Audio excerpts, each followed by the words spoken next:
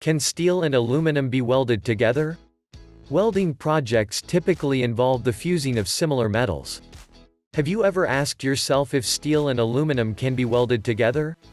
However, you may occasionally find yourself dealing with different materials, such as steel and aluminum.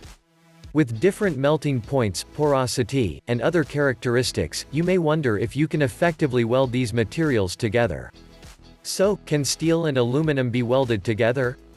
Steel and aluminum cannot be welded together using traditional welding techniques. The steel is too brittle.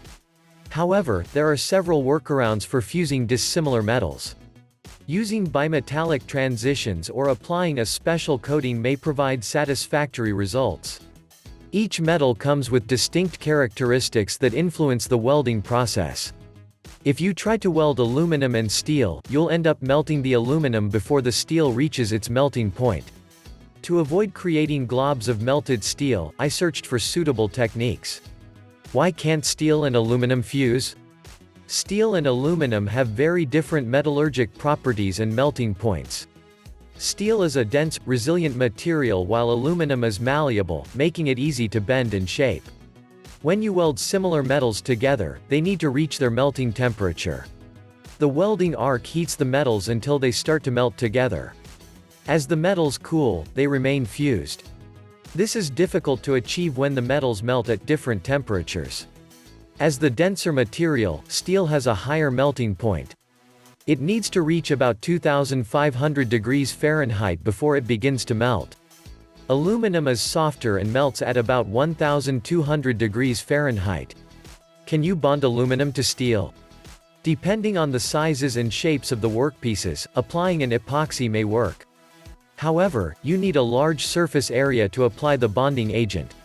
The connection is also likely to remain structurally weak compared to using one of the other techniques.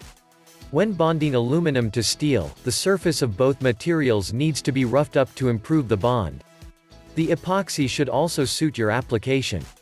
Companies make bonding agents for marine applications and projects that require increased tensile strength. How to use brazing to join aluminum to steel. Brazing isn't the most effective method for joining aluminum to steel, but it can work for certain applications. Brazing is used for the large-scale production of stainless steel pots and pans with aluminum base plates. For hobbyists, the success of brazing depends on the surface area.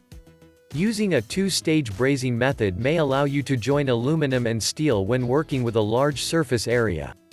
The joint will have less strength compared to a typical weld with similar metals but may hold when the pieces have a good mechanical fit. The melting points of the filler metals are higher compared to aluminum and lower compared to steel, acting as a transition between the dissimilar metals. Conclusion: what's the best method for welding aluminum to steel? Welding aluminum and steel without an additional component is almost impossible. The aluminum may become disfigured or completely liquefy before steel can reach its melting point. In the end, bimetallic transition inserts produce the best connection between aluminum and steel. The pre-bonded inserts offer strong structural support for most applications. From securing an aluminum pipe to a steel pipe to adding an aluminum deckhouse to a steel deck on a ship, you can use bimetallic inserts for small or large projects. In order to help you to learn more about welding, we've put together awesome information for you that we want to share with you. Are you going to weldingtroop.com, and there you can see all articles about welding.